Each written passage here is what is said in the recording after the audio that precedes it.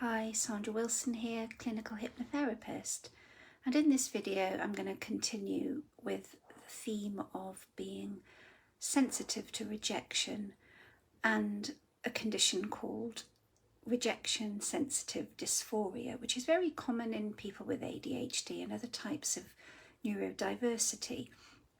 So how does it show up in your life? And I'll give you a little example. They had told me a little bit about a scenario where they weren't invited to a friend's wedding, and we're talking about a very, very close friend here, somebody that they would have considered to be part of the family even. And when they didn't get invited to the main service, just the evening do, and who doesn't recognise that feeling? Sometimes when a really good friend just invites you to the evening do of a wedding, yes, that can be deeply triggering for many people. Why didn't they invite me to the main wedding? And of course, the most obvious answer is you cannot invite everybody to your wedding. Sometimes we need to keep numbers down for financial reasons. Maybe there's a question of not enough space, and it can sometimes hurt. But when you have a very deep fear of rejection, almost to the point where it feels like you've been punched, a scenario like that can be just incredibly traumatic.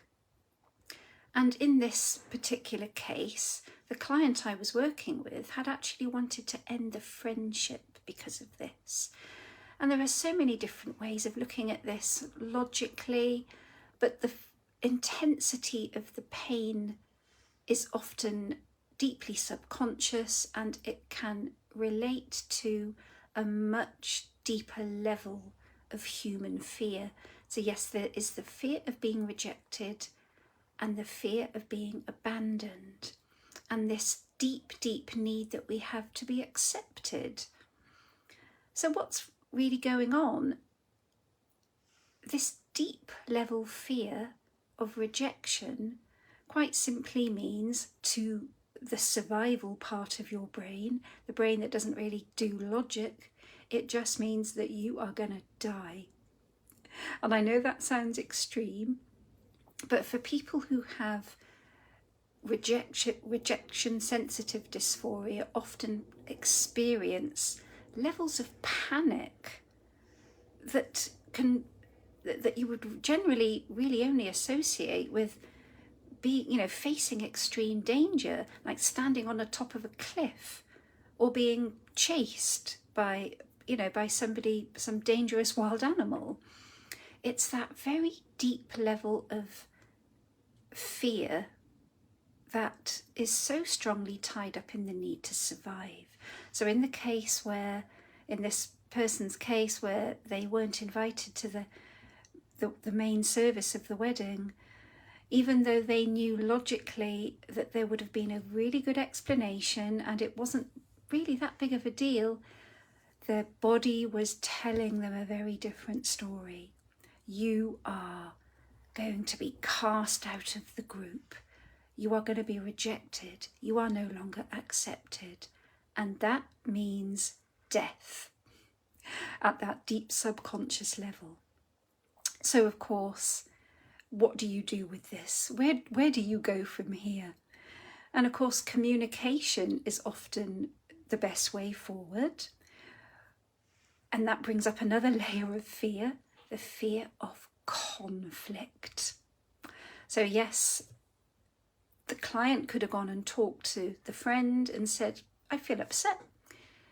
I don't understand why I wasn't invited to the main service. We've been friends for years.